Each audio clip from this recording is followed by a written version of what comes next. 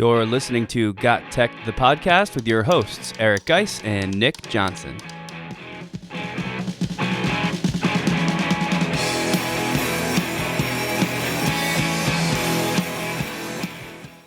Welcome back to GotTech, the podcast. This is episode number 25 called Effective Yet Simple Methods for Introducing Real-World Problems in Your Classroom. In this episode, Nick and I talked to Karen Lucci and David Sherwin about using real-life problems to spark student interest in student-centered learning in the classroom. Nick and I also talk about 10 methods of best practice while using Google Drawings. Hang on tight, because this rocket ship is about ready to take off.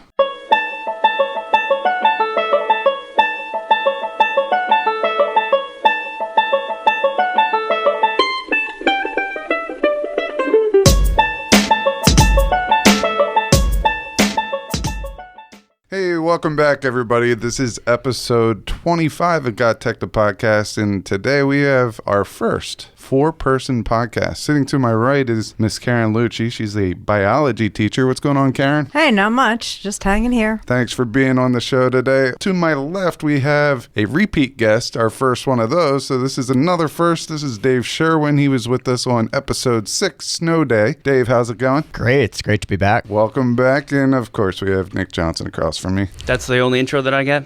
What's up, Nick? How you doing? I'm doing all right. So let's just dive right into it. Why are we all here today? And I think our biggest connection, we have an English teacher, we have two science teachers and a former science teacher, but our biggest connection here today is having to do with real world experiences and bringing those into the classroom. But before we get into that, I'd like to go over some introductions. Karen, tell us a little bit about yourself. Okay, I'm a high school biology teacher, and I've been teaching for a long time. So I'm in the classroom right now teaching AP Bio and Honors Bio, and I've taught a variety of things like chemistry and life science and 7th grade physical science, and I've been in a few different school districts. So it's been a journey. That's awesome. But we here at Hopewell Valley know Karen Lucci by the name of Miss PD. That would be correct. That's what I am known for. So why is PD so important to you? Well, it started off just as kind of a lark. There was a chance to go to Colorado for a week in July. I thought, I'm in New Jersey. That sounds like a good place to go in the middle of July. And it was a great week. It was about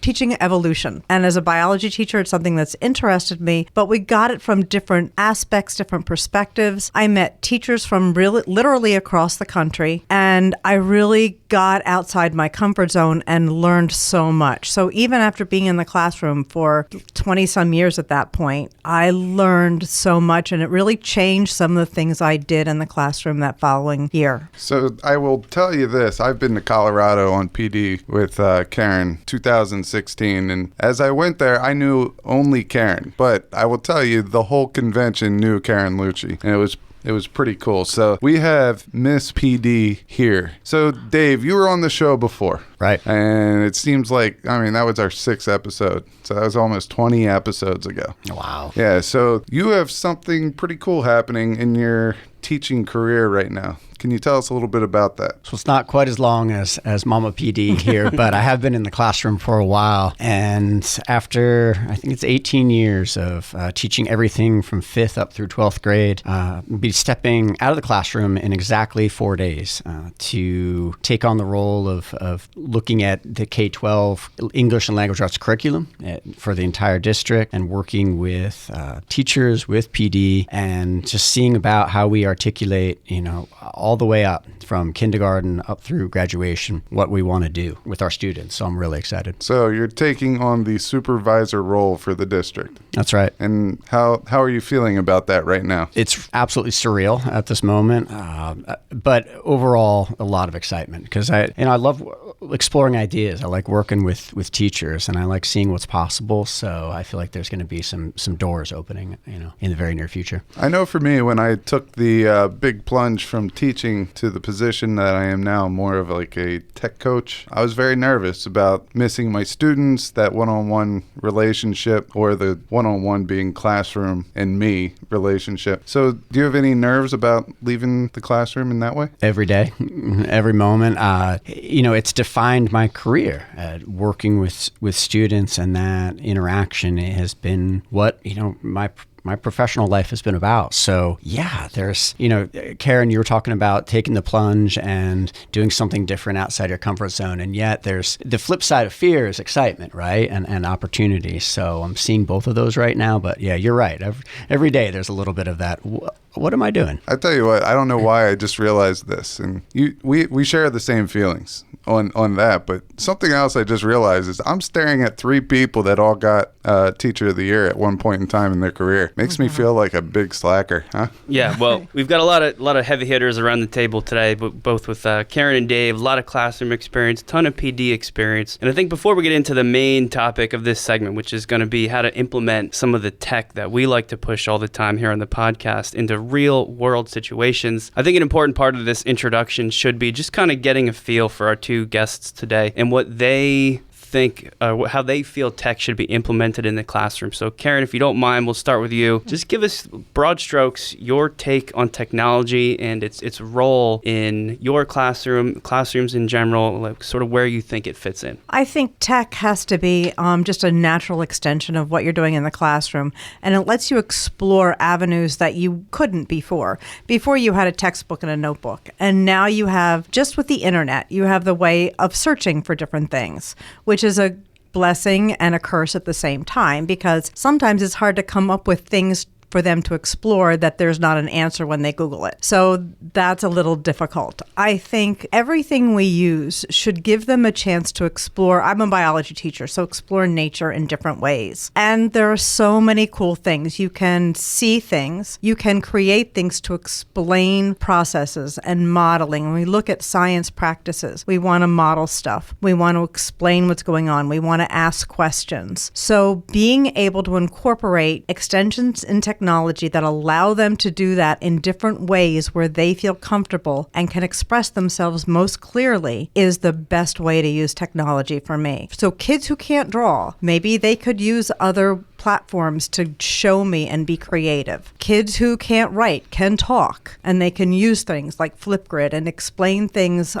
in words that they would have trouble putting down on paper. Kids who can't see things can see different, and even it's just looking at different animations or creating their own animations and showing me a side of them. So it's not only the content, but honestly, it's getting to know the individual student, because they can show you things they can do beyond a notebook or taking a test or a quiz. I started PD, one big thing was using cases. So investigative cases are when kids read a story in biology and they start thinking about questions, and then they explore answers to those questions. Those answers aren't in textbooks. They need to have that was just the internet. Can I just start looking things up and putting information together? So it has to be an extension of what you want to do that kind of inspires and creates that curiosity and that sense to try to understand what's going on. I'm going to hop in there, and Karen mentioned a couple things that I think she just hit it right on the head. She said that technology has to be natural. Someone once told me, I can't remember where I picked this up at. I know it was at one of the PDs, but they said that the best technology is technology that is invisible. All right, and think about that a little bit. If you go into a classroom and you are observing a lesson, and at the end of that lesson, if you say, oh, that technology was great, well, is that what we would really want to have our students learn, is the technology, or do you want the person leaving saying, oh, that lesson was great? And I think that's the take-home point there. Something else that Karen touched on, which I know Geis and I mention all the time, is just the choice that it gives the students in your class. It's not always like, oh, wow, now I found this cartoon creator online. That's how we're going to draw cartoons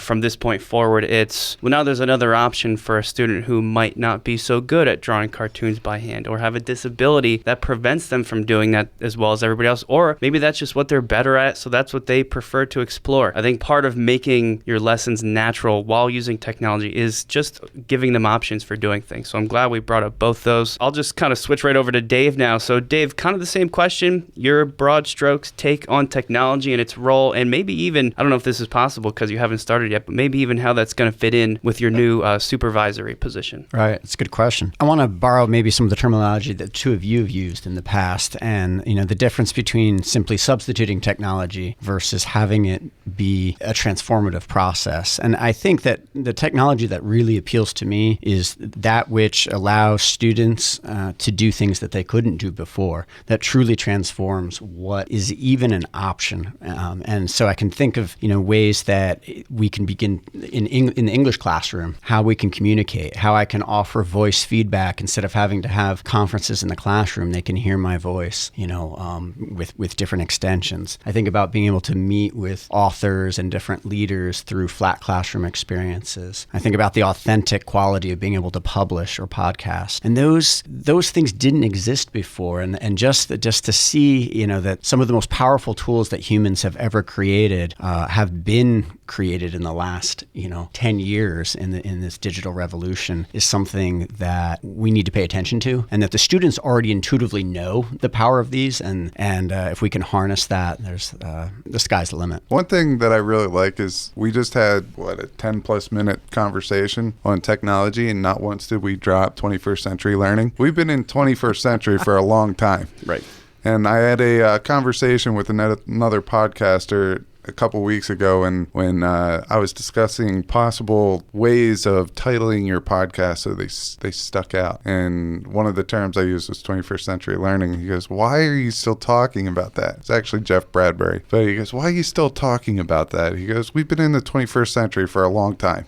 Let's move on. Let's pick something else." And you know what? I agree, but none of us used that in that whole segment, which I thought was pretty awesome. And a big part of 21st century learning, just to kind of segue into, I think probably the real reason that we had Karen and Dave in here today was for them to kind of share some of their experiences, maybe with tech, maybe not. I don't want to limit it to that, but kind of just talk about one thing that we think is extra important for learners today, and that is implementing real world problems into the classroom, into classroom experiences, trying to make learning as close to real life as possible. Because I think for a long time, most of the way that we went to school, when I say we, I mean any older generation, myself included, you went and you sat and you listened to a teacher talk for whatever it was, 45 minutes, an hour, and you wrote down whatever you could because they were the holders of all this knowledge and this content, and you absorbed whatever you could, and whatever you couldn't, oh well, maybe you read the textbook, but probably not.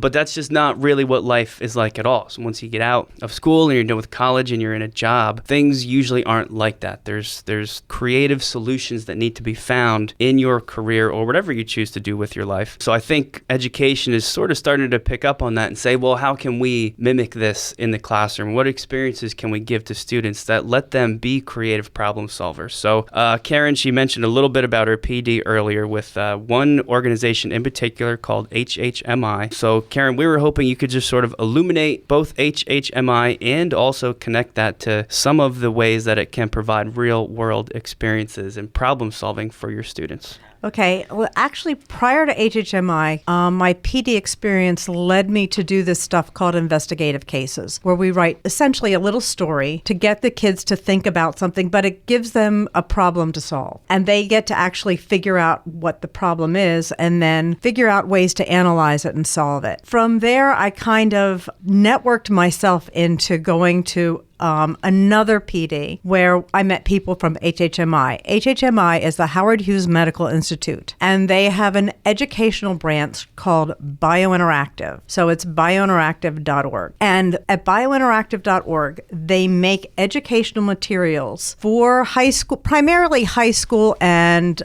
college level, advanced high school, AP, IB, introductory college. And what they do is they talk to the scientists whom they fund. So HHMI is a really huge private funder of medical research and scientific research. Huge, like millions and millions of dollars. And so what they do is they bring these scientists in who meet with teachers and then start developing resources for the classroom. So it's using cutting edge science. You don't use any pretend stuff. They don't make stuff up. It's all real. The data are all real. You can crunch numbers. You can do all of these different things with global problems. A lot of it right now is environmental science. And so you can then present these to the to the class. And I am what's called now an ambassador. I have done workshops for them with different teachers for the past few years. In fact, I'll be in New York on February 2nd working with another teacher, and we'll be at the American Museum of Natural History for teachers in New York City. And we'll present ecological things. But what we want to do is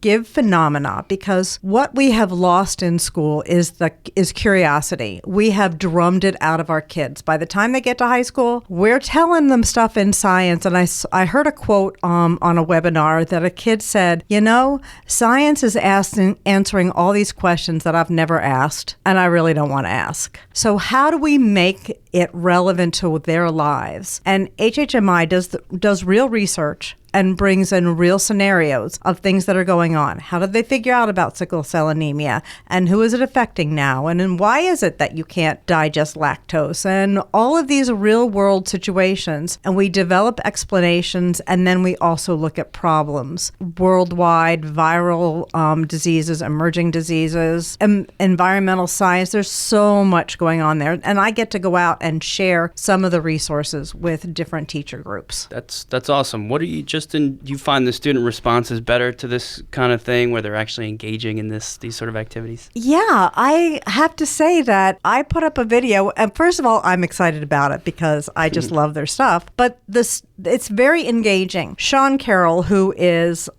I'm sorry, I don't know his title. He's like some executive director, brilliant guru guy there. Sure. That might be his title. Is really big about telling stories in biology. Biology is the story of life. And how have we been telling people different things for thousands of years? There have been storytellers. Whether it's English or whether it's science, you bring people in with stories. So we tell the stories of biology and bring the kids in, and it really does make them curious. So that's what we try to do in science. We try to show them a picture and say, what do you think is going on? Or tell them a story. And HHMI has short videos, they have resources, they have even just phenomenal pictures you can put up and say, what do you think is going on here? And try to inspire some curiosity and bring meaning to what you're doing in the classroom. Yeah, I think this is all great stuff.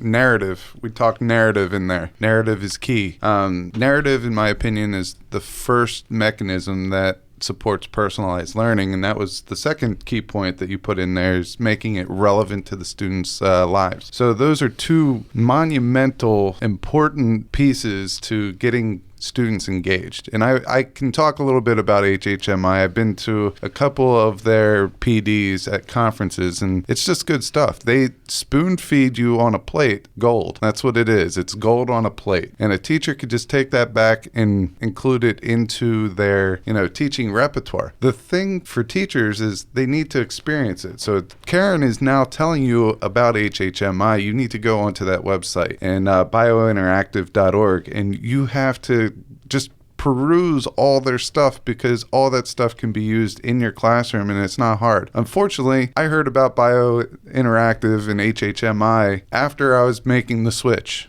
Or the year before I was making the switch, so I only got to use some of their stuff. But I'm telling you, it's just awesome stuff and quality resources. And the one thing I have to put in a little ad for them, it's all free. It's all free to teachers, and it's cutting edge science. So there's really no reason not to go on and at least look at stuff. Yeah, I know sometimes we play the educational films, and that's exactly what it sounds like. It's educational films, and kids want to put their heads down. But I'm telling you, this stuff is very high quality. It's almost like Planet Earth. And Planet Earth, kids ask to watch Planet Earth if you're going to have a sub. Mm-hmm. All right, this stuff is, quality. It's exactly like that. So let's kick it over now to the non-science version of this. We have Dave Sherwin here, like we mentioned earlier. He's an English teacher. Dave, I know you've been a part of a couple recent one, I think just this past week, involving one particular real world experience that you kind of crafted for your one of your classes, and I know Geis kind of helped you out with that. So could you talk a little bit about that most recent, I think it was a podcasting project, right? That's right. So I want to pick up with this narrative thread that we have going here, and I'm so excited to hear about that, Karen, with your program, because some really exciting research, and I don't mean to go too tangential, but about the power of narratives for student resiliency and how students just do overall, and just people in general, is what kind of narratives are they telling about their life and about their experiences. And what I've learned through podcasting with Geis here and his, basically teaching me over the last couple of weeks about this process is that the narrative is the driving force in a podcast. So we have students in this public service class who are attempting to grapple with the really big challenges of our world. And part of the origins of this class were kind of saying, okay, we have these skills that we try to emphasize with students: research, persuasive writing, advocacy. Can we now, as seniors, ask them to use those skills in service of something that they really are passionate about? And I think overall students want to engage. They want to take on these big issues because they know that that's what they're stepping into. So I've always had them presenting in a symposium where, the default is Google Slides. And, it's what we use a lot, but I was getting frustrated a little bit. It's like, what else could we do? And we explored TED Talks and others, but it seems like we've hit on something with this podcasting because of the narrative piece. And they ended up pulling in guest speakers like Karen to talk about the climate, or like the heads of local nonprofits, and they got to tell stories. And to me, that was a really compelling way to pull together their work. And I just want to thank Geis again for inviting me to do that. I had a great time. I got to hear a lot of the podcasts after they recorded. I was interested, so I wanted to listen. They did a really nice job. I thought there'd be 10,000 likes, buts, all that stuff that would need to be edited out if they wanted to. I told them that they're editing their own stuff because I want them to get the full experience. And to be honest with you, I don't want to edit 4 hours of podcasts. But I will tell you that they did a nice job, and they really embraced the power of narrative. And like it or not, I mean, one of the biggest selling points about podcasts are that's a legacy. That's something that you're leaving behind. That's a digital footprint that's going to be there. I think about this all the time, and I think about the book, The Last Lecture. And that was about a professor who was terminally ill and recorded all his final lectures in his class, and every class he taught his children something new. Right? That way, when he was gone, he's still impacting their lives, and really podcast has that capability. I think it also kind of circles back around to sort of how we started this whole segment, which is real world problems. Now, if you have a class project where the students have to make a podcast, they're not necessarily solving a problem as they do that. However, they know it's real. They know it's authentic. They know they're producing something, like you just said, guys, that leaves a legacy behind. It's going to be out there, maybe on YouTube, maybe actually published to iTunes or some other real podcast site. And the buy-in, the engagement, because they know that they're actually producing something that,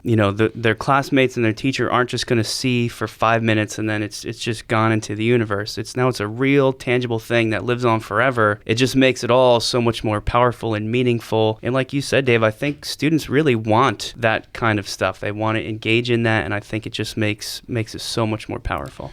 So I know you kind of alluded, Dave, on this, but Karen, you were asked to come in and be a part of one of the podcasts. Yeah. And people, this wasn't set up. This isn't the reason why we have, us 4 people around the table. But what was your take on that? What was your experience like? And were you interested in the fact that students came up to you and asked you to be their expert? Yeah, I was kind of surprised and thinking, I'm really not an expert on this, but I can talk about a lot of stuff. So I was pleasantly surprised, and it was really easy. I think once I start talking, because I've done that for a lifetime in a career, I've talked. So once I started talking, nothing really fazed me. It's kind of like being observed. After a couple minutes, you don't even know somebody's watching you. And so it was really easy. And the kids were well organized, and they knew what they wanted to do. There was a plan, and there was a direction, and a point of view.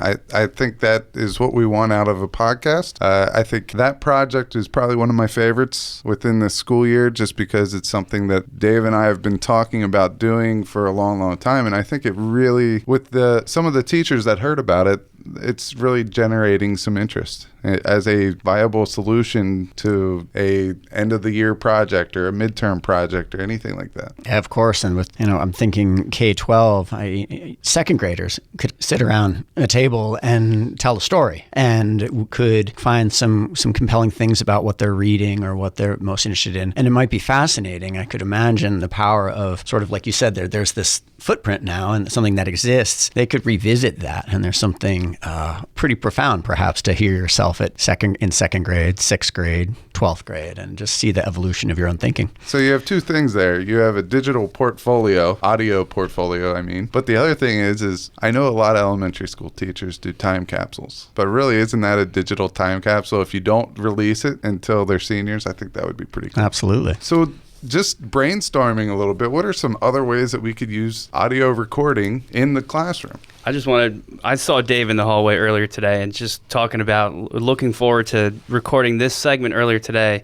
Something struck me with thinking about his most recent podcast project. I thought it'd be so cool if it was almost like a class. If I, as Mr. Johnson, the chemistry teacher, have a podcast that isn't about teaching, but instead is about chemistry. And the entire podcast is, as my students come in every year, I assign them in groups and say, okay, it's September. September is Group A's time to put together and build an episode of my chemistry podcast. And they can research and do it on anything they want, as long as it's chemistry themed and as long as it relates to something we're covering in class right now. And like you just said, then it sort of becomes like this ongoing thing where the work that they're creating is real and it goes somewhere and it's part of a much larger scheme where, yeah, Mr. Johnson has this chemistry podcast and we never know what's going to be on there, but it's always cool, different stuff, and it's the students who record it and produce it and put it out. I just think that could be so powerful and such a different thing to kind of bring the real world into the classroom. So you're using your students to tell the stories of your subject, which is awesome. And really, we've done that at Hopewell Valley in our world language classes. I've had the Spanish 4s do a project where they're recording stuff on culture that they looked up. They would pick a place in an area predetermined by the teacher, and they would have to go in, do research about that place, go through the celebrations, some of the, the heritage and all that. And then that information was presented to the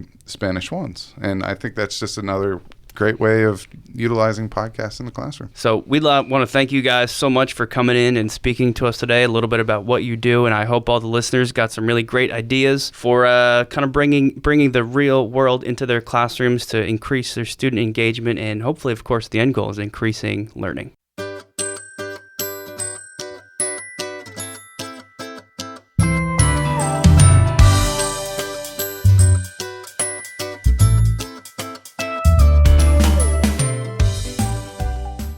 So that was an amazing segment to have Karen and Dave. I know they're both two teachers that both Geis and I really look up to, and it's great to kind of get their take on not only technology, but bringing in some of those real world ideas. And whenever we get into conversations like that with anybody, let alone those two, it just kind of gets the creative juices flowing. It sort of gets Geis and I thinking about all the different possibilities and all the different extensions and ways that we can use those same sorts of things.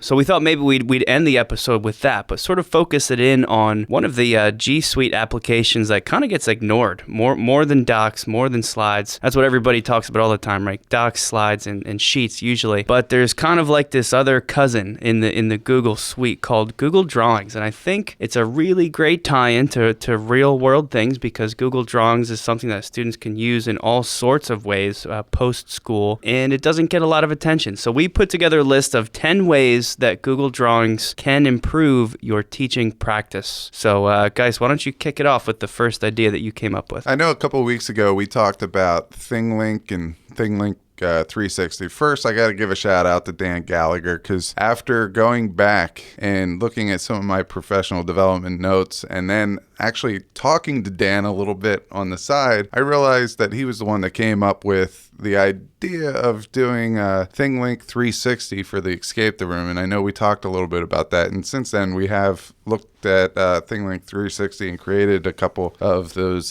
digital Escape the Room clues. So shout out to Dan Gallagher there. I got to give credit where credit's due. So there's that. But so sometimes you just want to get into your Google Drive and get working. And, you don't necessarily have to use ThingLink, even though ThingLink is one of my favorite things in the world. But I found that Google Drawings will allow you to do the same thing just inside of a Google Drawing. And you could publish that as a PDF and it looks super clean. So take a picture, you're in Google Drawings, you add a box to there and you put some type of a hyperlink in there. So say that we're taking one of my all-time most boringest lessons that I've ever created. I just have that thing with photosynthesis. It's a love-hate relationship. I know, you always talk about it. That's your least favorite topic. Yeah, every teacher has their least favorite topic. But if I took photosynthesis and I took a diagram of inside of a leaf where the chloroplasts and all that stuff are, and I want the students to know what each little part of the leaf does as far as traps energy, produces sugar, where all this stuff takes place, I could give them a picture of the inside of the leaf. They can go and make the interactive leaf using hyperlinks and things like that. So what I could do is I can kick out a diagram of the innards of a leaf, and then what they could do is go make hyperlinks that kind of goes to a definition or goes to a video of the process or something like that, which will make that picture come alive. My favorite thing about that, and I didn't know this until a couple months ago actually, was that you can automatically turn the Google drawing once you're done into a PDF, like you just said, but all the links that you had in there remain active. So it kind of means the student can't edit it any further and mess up what you've created, but they still get the access by hovering over the links to kind of find what they're looking for. Another thing that I thought of for using Google Drawings is something as simple as creating engaging infographics, especially when it comes to, and this kind of gets at the real world stuff from earlier, but sharing statistics. Maybe you want to talk about climate change and share some of the things that are happening in terms of the composition of the atmosphere over time, or the ice sheets in the Atlantic or the North Atlantic and the Antarctic poles, and you want to show that change over time. You can have the students create those things in the Google drawing, which is just a great way to spread that information in a really engaging way, more so maybe than you could do just on a piece of paper. And one thing that I always like to do with stuff like this is, because a lot of the time, if you just tell your students make an infographic, they may feel like they don't quite know how to do that, and sometimes that results in their products aren't the quality that you'd be hoping for. So as the teacher, maybe before you send them out to just create that infographic with whatever statistics they find, you create some samples that maybe with the forced copy, you can have them make a copy of your samples, and then from there make it their own, just to kind of ensure that they're producing the level that you're looking for with the infographics they create. I think that's a great idea. And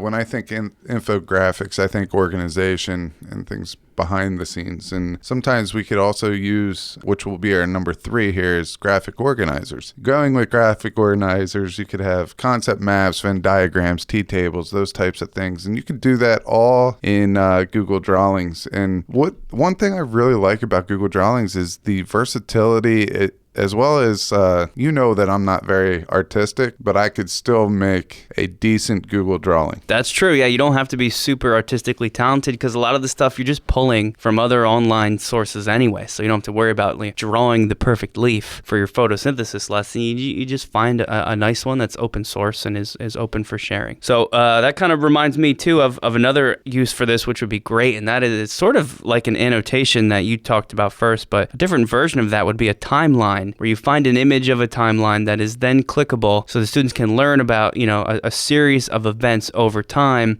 but sort of exploring it on their own. The first thing that jumped out to me was we live just outside Philadelphia, and I don't know, guys, you grew up right near the Gettysburg battlefield area, so a lot of Civil War stuff, and I've visited it myself several times. It's a great spot, but it'd be so cool if you were in that unit, sort of teaching about the Civil War and the battles. You could have a picture of some of the Gettysburg battlefields, put over top of it another image of a timeline of battles that occurred there. And then as the students gain access to this document, they can click on each event of the timeline. And because you've linked those things ahead of time, it takes them to maybe a brief video that explains that particular battle. Or maybe it takes them to another resource where they can read about what happened, or another, just maybe an image of something that took place at the battle. And that could be part of some larger thing. So making something which otherwise is pretty boring. I know as a chem teacher, I do some timeline stuff too, with the history of the development of atoms. It can be so dry if you're up there just kind of spouting out these dates, but something like this can make it come alive. And what you could do is you could create the template of the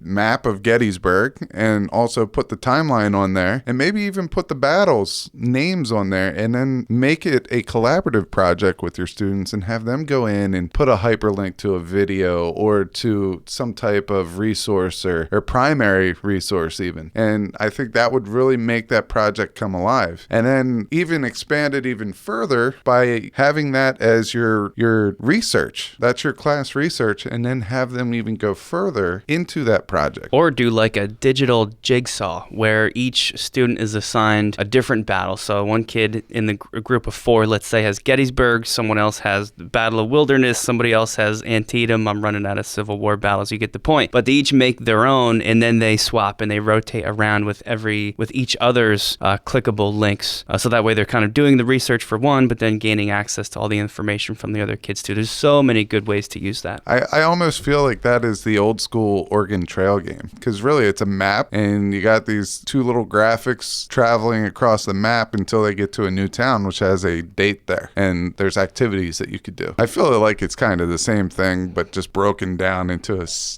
very, very simple form. Yes, that'd be awesome. All right, so that brings us up on posters and flyers, and I really don't think there's a whole lot to say there other than the fact that there are different add-ons and extensions and stuff that could really help you with your posters, give you some type of a template where maybe you only need to change the colors or the font or something like that. And there are plenty of extensions and add-ons that allow you to change or add more fonts to what's already there. And there's a ton of fonts there, but I think we can't mention Google Drawings without at least acknowledging the fact that it's a good spot to make a poster or flyer. I think a good way to use Google Drawings would also be a badging system for your classroom where students can receive almost like a digital sticker for doing a good job at something or for mastering a certain skill. If you're moving away from maybe assigning grades and you're just sort of going on a concept mastery, then you can design your own stickers that you kind of push to the students, and they can keep a catalog of the badges that they've earned for doing certain things. Kind of a fun way to use that badging system, but also as the teacher, get creative and make some of your own themed badges. I know I would take my little probably cartoon face and put it in the middle of some sort of like a coin. Gotta think of a creative name for it. I don't know, but some image that really is your own, because then the students kind of appreciate that you've made this thing yourself and it's part of your classroom and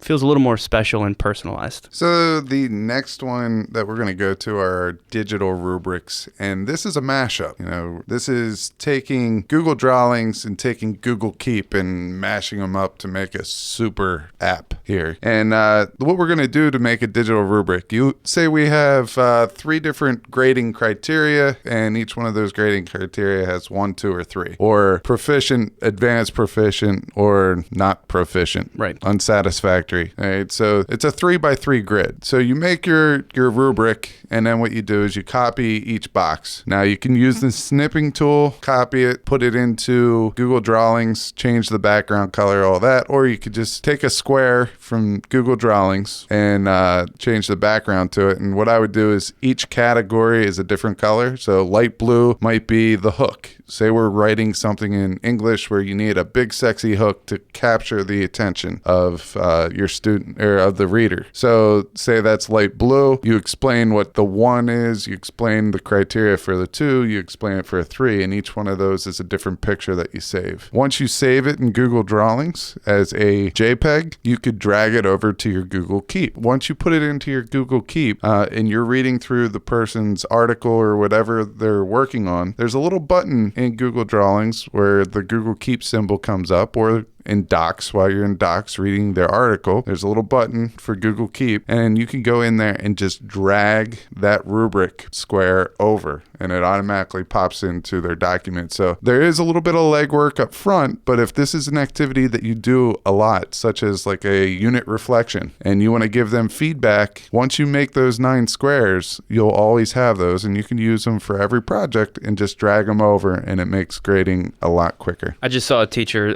this past post just last week, actually, who was grading a bunch of lab reports and complaining because this person kept making the same comments over and over again on the student reports, and they were electronically grading it in Google Docs. And I just happened to overhear, and I said, well, there's this thing, Google Keep, where you can kind of have your canned comments made by you in that Google Keep sidebar, so you don't have to type that same thing over and over every time. You just click and drag. And this person had not heard of Google Keep, so it was like this amazing revelation. I didn't know that in your Google Keep sidebar, you could keep images. So now, like you said, you can color code these rubric points, drag them over. That sounds awesome to me, which actually sort of leads into my next one, which is an interesting application of, really you could do this on any of the Google applications, but I think this one's particularly good because of the image aspect, and that is, of course, you could run a digital debate using a Google Keep image, where there's sort of, you take your Google image, the picture frame, and you divide it in half, and each half of the screen represents like a different side to an argument. And then as the class, however you want to divide it up, half the class sort of gathers all the arguments on one side and posts and copies into that side of the Google drawing links to the things that support that argument. The other class does the same thing on the other side, and then all that stuff is being collaboratively generated for everybody to view afterwards. And then maybe the follow-up to that is, the students then work individually to decide which side of that argument they fall on based on the resources that the class has pulled together. I know you could do the same thing with like a Google Doc, but like I think with the images that you could put into the Google drawing, maybe have some kind of creative looking background, it might just add an element of engagement for the kids. Yeah, and I really like the debate aspect of a classroom. And one thing I really like about Google Drawings is making it more interesting. When people say debates, they either get really excited because they love to argue, Yep. all right, or they're passionate about something, or they think it's the most boring thing in the world. But if you could bring that to life by adding images or putting a URL to a small video clip or something like that, I think that really does bring it alive. And really, you can use the next way to improve your teaching practice in Google Drawings with the debate, and that's to make a collaborative post-it walk. So I know I go to a couple of professional developments a year where they roll out the poster paper, put it up on the wall. There's 10 questions or 10 different things that they want you to comment on. They give you a whole bunch of post-it notes. You write stuff down on post-it notes, and then you have to put it up on the wall. Oh, yeah. But at the end of the professional development, you might get a couple clever people who take pictures of each post-it board, and after that, they tear them down and they're gone. What I would like to do is for maybe a test review or any review of anything that you're going over is to get students to identify misconceptions, like some of the general misconceptions of that class. What are the misconceptions of evolution? What are the misconceptions of the 1820s? All right. And each student or each pair of students on Google Drawings, they put a misconception up at the top. Okay. And then students get to walk around to each other's misconceptions that they put there, and they get to put in a colored box and type in, maybe a new way to explain that misconception. So it's no longer a misconception. It allows the person who's struggling with that topic to think of it in a new way that they're going to remember. That's cool. So it's kind of gets the same theme of sort of walking around and leaving those post-it notes, but now it's just a digital version, which I'm not sure if you mentioned this, but then you don't have to worry about that annoying part of the end, which is going and having to take pictures of each thing, because everybody has access to all the different drawings, replacing that big giant poster paper. You know what I would really do? As a teacher there, I would tell every student that they had to publish their misconception and all the digital post-its on there as a picture, send it to me. I put it in a Google slide, and then they have something to study from, or they have something to look at as they're prepping for the test, because all that stuff's there. And that's something that you could use year in, year out. If next year you didn't want to do it for that chapter, but hey, guess what? You have the year before. Now you have it. So I think that's a game changer. You could even have like a template made up for like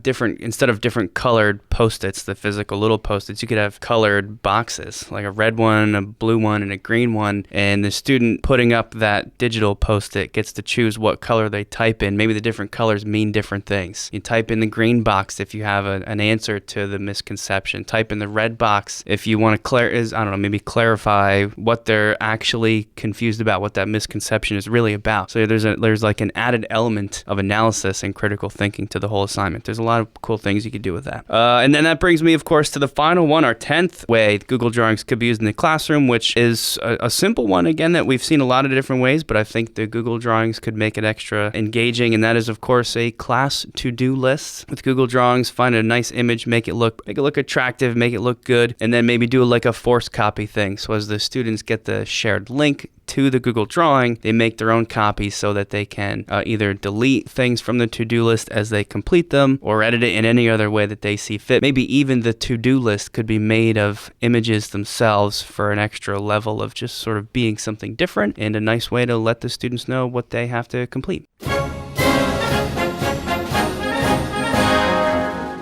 So this episode brought us a lot of creativity. I know some of the stuff we've already incorporated into our classrooms. I know some of it we're interested or we heard about, and a couple of these things we just made up off the fly. But we hope that you got something out of this episode. We're super excited about a lot of firsts that we were able to check off. 4 guests, a lot of teachers of the year around here, and a 1 repeat guest in Dave Sherwin. So we want to thank everybody, Karen and Dave, for coming on the show today. Until next time, you're listening to GotTech the podcast, www.gottech.com, or you can follow us on Twitter @WeGotTech.